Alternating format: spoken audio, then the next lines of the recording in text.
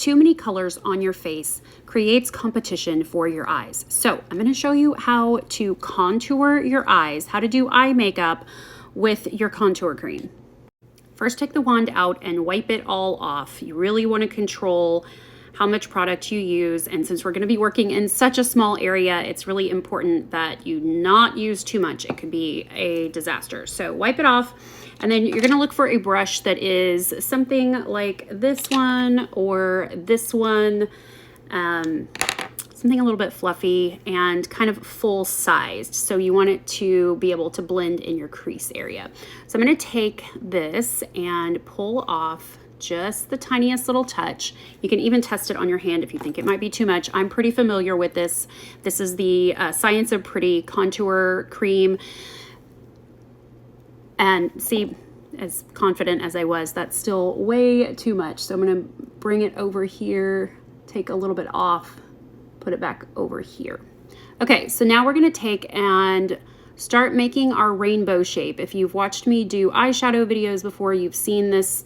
You're going to start in the middle, go to the tear duct, go back to the middle, and come down to the very last eyelash, and then make that shape again, little rainbow, and keep going. I'm going to bring it down onto the eyelid and go back to the crease, and then start moving it upward. See, it's one point of contact, and the brush is going, I'm applying quite a bit of pressure all the way over, and then move it slowly upward until the brush starts to touch the eyebrows.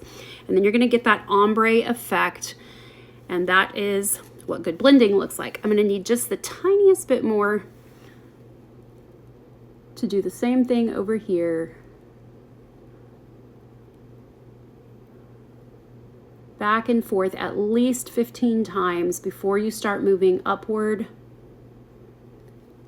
I'm going to get down onto the lid and then go back to the middle and then start moving up.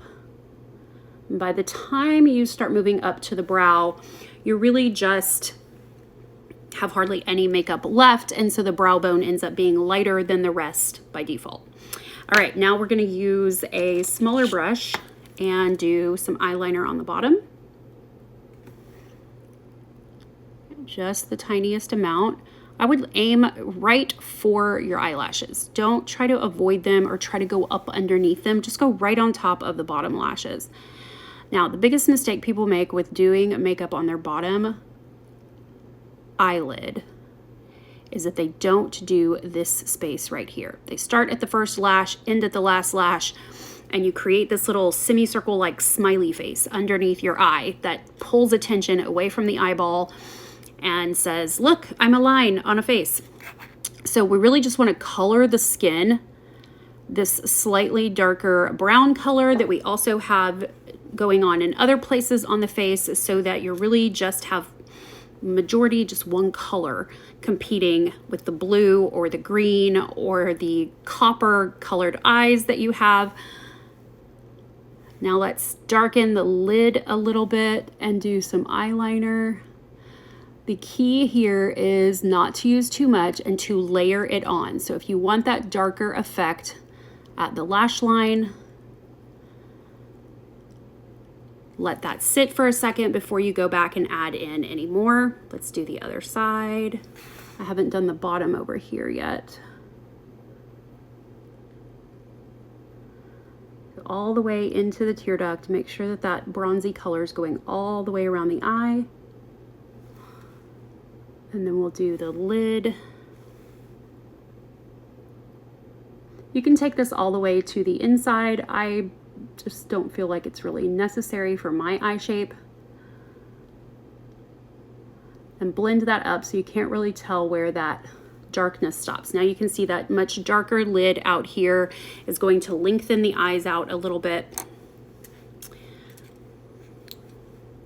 Okay, now this part is a little risky. I went ahead and did it over here, and I'm going to copy it for you over here, but I'm going to take some of this product and put it on the inside membrane of my eye. This is not formulated for eyes, and if your eyes are sensitive, you should definitely test a teeny tiny little dot somewhere at the outer corner of your eye and make sure that you don't have any issues. But these ingredients are really, really clean, and the common ingredients that are usually the issue for most people are not present in this, so it really shouldn't give you any issues, but of course everybody is different. So I'm going to just darken a tiny bit right here, and I'm also using the excess product that I got on there so that when I go down here I'm using only the leftovers, and I'm just going to color that membrane. You're taking it from pink to this kind of bronzy brown, and by decreasing the pink, you're taking away another color that competes for attention on the face, giving your eyes even more power. All right, we're going to take this one step further, and I'm going to tight line and talk about a few common mistakes with tight lining. Tight lining is not necessarily coloring that whole membrane under there. It's really about getting a nice dense color gathering at the base of the lash, which makes your lashes look more like a set of lashes than individual hairs. So we're gonna do that with a teeny tiny brush, and I'm gonna just use what's on the threading of the product right here. I'm going to zoom in so you can see what I'm doing. I'm really just going to kind of set my eye onto the brush. So I'm not really moving the brush. I'm just blinking onto it. When you get to the middle right in front of your pupil, that's when your eye is going to freak out a little bit. Just calm down, just go by feel. And then I want to get all the way into the corner as well. Woo, every time. I do it every time. So don't feel bad if you poke yourself in the eye. All right. Let's do the other one. You see the difference here. We just have this fleshiness right at the lash line just kind of goes away, and it makes the lashes almost look like I don't even need mascara at this point. It's a very subtle but very effective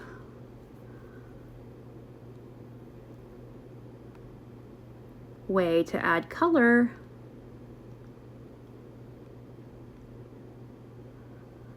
without adding lines on your face. All right, let's add some mascara. Now we're going to take the lighter concealer and we're going to do a little bit of highlighting. And I'm going to use a round brush like this. I'm going to wipe off the tip. I mean, we're talking minuscule amounts. You could also use a palette and put a little bit of this on there so that you're really just working with the smeared effect and not the bulk of the product. And you can also just pull off of the wand like this. So I'm going to highlight this inside corner. You've seen plenty of people do this with shimmery, pearly shadows, but you can just also do it with a highlighter concealer, and that's going to give your eyes just a little bit more real estate. This is the most underdone place of the eyes. It really gives you an extra 1/4 of an acre of eye real estate. Okay, and I'm going to take a tiny bit more and go up underneath the arch of my brow. You really don't want a huge chunk of white flesh up here, okay? You want just the tiniest lift of color right underneath the brow hairs. And then I'll take just a tiny bit more, clean up the outside, make sure that there is no darkness in the crow's feet area.